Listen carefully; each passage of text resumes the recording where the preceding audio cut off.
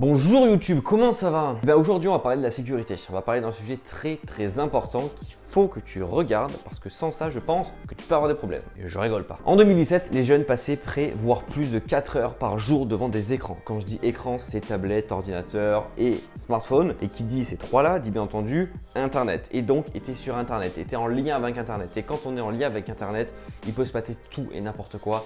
Et souvent n'importe quoi, et souvent en mode dangereux. Et donc c'est pour ça qu'aujourd'hui je fais cette fameuse vidéo. Par exemple, tu le sais peut-être pas, mais on peut tout savoir de ta vie sur internet. On peut savoir ton heure d'allumage de ton ordinateur, tes heures de connexion, tes objets de mail, à quelle heure tu envoies des messages à telle personne, les mots que tu utilises à l'intérieur de tes messages. Bref, on peut tout savoir à l'intérieur. Donc s'il y a des hackers très spécifiques et très complets sur la question, ils peuvent te ruiner ta vie, et ça fait très peur. Du coup, on va voir quelques points ensemble pour qu'on puisse voir la vie en rose, comme nous disait notre belle Edith Piaf. Je vois la vie en rose.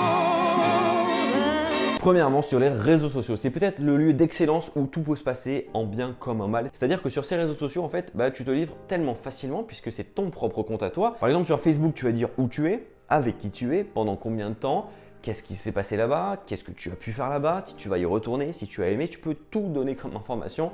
C'est une mine d'or pour toutes les marques qui veulent revendre tes données par derrière. Du coup, si tu es une personne lambda, quand je dis lambda, c'est rien de péjoratif, c'est simplement que tu n'es pas une personne publique, c'est-à-dire qu'une personne publique va peut-être trouver un intérêt de publier des informations sur où elle est, qu'est-ce qu'elle fait, avec qui, sur internet en mode public. Mais si tu es une personne lambda, ces informations-là, de dire que tu es avec ton frère, ton meilleur ami et ta belle-sœur au bar du coin à 7 h ce soir, voire demain, ça n'intéresse personne. Donc si c'est sur Facebook par exemple, va dans les réglages et choisis de communiquer tes informations et tes posts uniquement avec tes amis. Si c'est sur Instagram, mets-toi un compte en mode privé, tout simplement. Déjà, ça c'est un premier pas pour protéger ta vie privée. Et également, il faut essayer de différencier la vie publique et la vie professionnelle. Parce que tes collègues de travail qui sont purement des collègues de travail n'ont pas grand intérêt de savoir que ce soir, tu étais au bar du coin voir le match de l'équipe de France. Il faut faire gaffe, il faut vraiment disperser les deux parce qu'au final, ça peut jouer contre toi. Parce que si un jour, lors d'un entretien d'embauche, le RH tombe sur ton profil Facebook et voit des photos de toi dans un bar, il va se dire, bon, lui c'est un fêtard, ça veut dire qu'il va peut-être arriver tard le matin, donc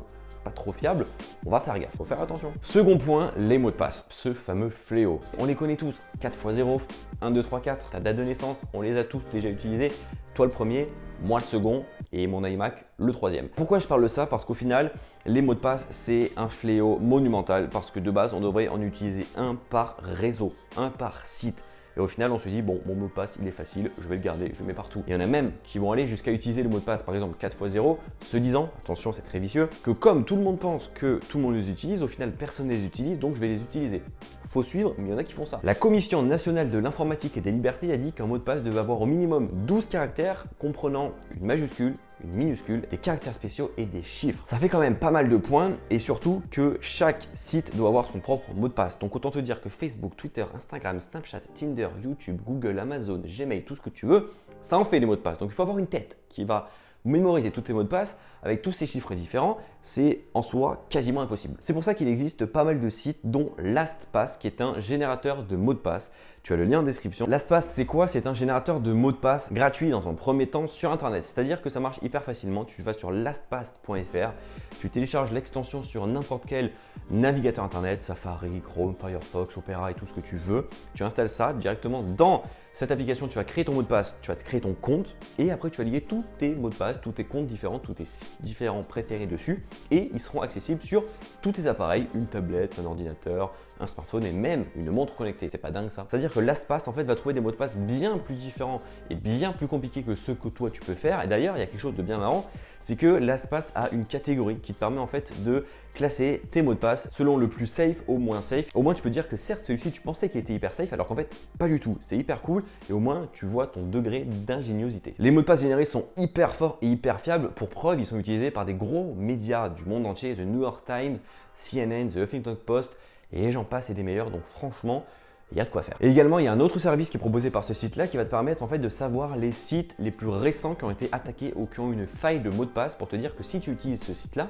vaut mieux changer ton mot de passe pour ne pas rencontrer un petit problème un jour ou l'autre. Tu as le lien du site en question dans la description, c'est gratuit, ça ne casse pas trois pattes à un canard, c'est hyper bien et surtout je pense que ça peut parfois te sauver la mise de te dire je vais noter tous mes mots de passe chez moi, sauf qu'une fois que je serai en dehors de chez moi je les verrai plus, donc je vais les noter sur mon téléphone, sauf que si quelqu'un tombe sur ton téléphone, il va avoir tous tes mots de passe, donc c'est très compliqué. Ce style de site là, LastPass, ça marche hyper bien, c'est facile, c'est gratuit, ça marche. c'est cool. Troisième méthode, mettre à jour son ordinateur et ses logiciels le plus facilement et le plus rapidement possible. Oui, on est tous tentés, dès lors qu'on voit le petit pop-up mise à jour demandé, d'appuyer sur plus tard. Sauf qu'au final, ce plus tard va peut-être te desservir si un jour ton ordinateur attrape un virus. Donc le mieux dans tout ça, c'est que sur Mac par exemple, tu peux faire les mises à jour la nuit. Donc fais les mises à jour la nuit, parce que la journée tu fais ton activité journalière, la nuit tu fais ton activité de nuit, à savoir dormir ou boire, ça dépend, et directement eh bien, la mise à jour se fera et ton ordinateur sera safe. Quatrième information, c'est faire des sauvegardes de ces documents les plus importants, ces photos ou n'importe quoi, sur des disques durs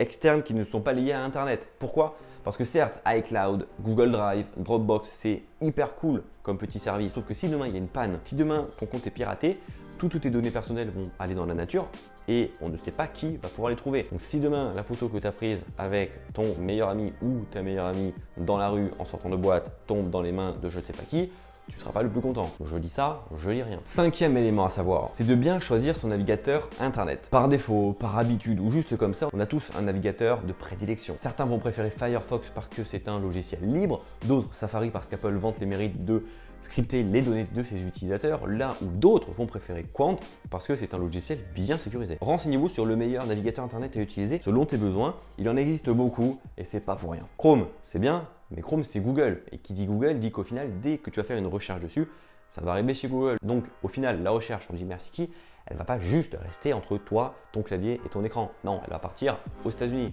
voire dans le monde entier. Pas sûr que c'est ce que tu veuilles, non? Sixième point, sur tes sites préférés, évite de connecter tes réseaux sociaux. Préfère pourquoi pas de mettre une adresse mail. Pourquoi? Parce que si par exemple sur MyTF1, tu regardes un replay, il faut te dire il faut que te connecter, il faut que tu aies un compte.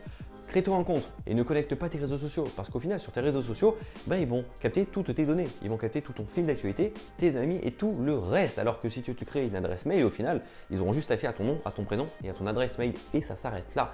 Et c'est beaucoup mieux comme ça. Et enfin, dernier point et pas des moindres, le téléphone. Faites attention au téléphone que vous achetez. Un téléphone Android peu cher sera beaucoup plus enclin à vendre tes données personnelles qu'un iPhone. Pourquoi? Tu ne t'es jamais demandé pourquoi, dès lors que tu vas allumer pour la première fois ton téléphone Android, tu as des applications qui n'ont aucun intérêt et que tu n'as pas du tout voulu, par exemple des jeux à l'intérieur. Et dès lors que tu vas ouvrir ce jeu en question, tu vas voir le pop-up qui va demander s'ils peuvent avoir accès à tes contacts, à tes messages, à ton téléphone et à ton micro. Et là, tu te dis, mais en quoi un jeu de voiture a besoin de toutes ces informations? Tout simplement parce que Google, pour baisser le prix du téléphone, a vendu de la place pour ses applications dans le téléphone pour qu'au final, le téléphone soit moins cher, que la marque puisse être à l'intérieur et donc que Google soit gagnant, mais que toi, au final, tu seras perdant. Et comme on dit dans le marketing ou même dans la vie, si c'est gratuit, c'est que le produit, c'est toi. Cette phrase, elle est véridique. Donc voilà, j'espère qu'à travers cette petite vidéo informative, qui n'est pas non plus hyper fun, mais j'espère qu'elle peut vous aider. J'en ai déjà fait des vidéos comme ça, où je vous donne quelques conseils et astuces. Tu as les liens en description des autres vidéos.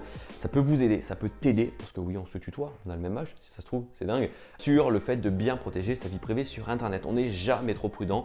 Faut faire quand même très attention. Je remercie l'espace de m'avoir permis de faire cette vidéo. Gros pouce bleu dans la barre des pouces bleus si tu as apprécié la vidéo. Dis-moi en commentaire si tu as d'autres méthodes, astuces pour bien gérer ta vie privée. Et nous, on se retrouve dans une prochaine vidéo. Allez, bye bye.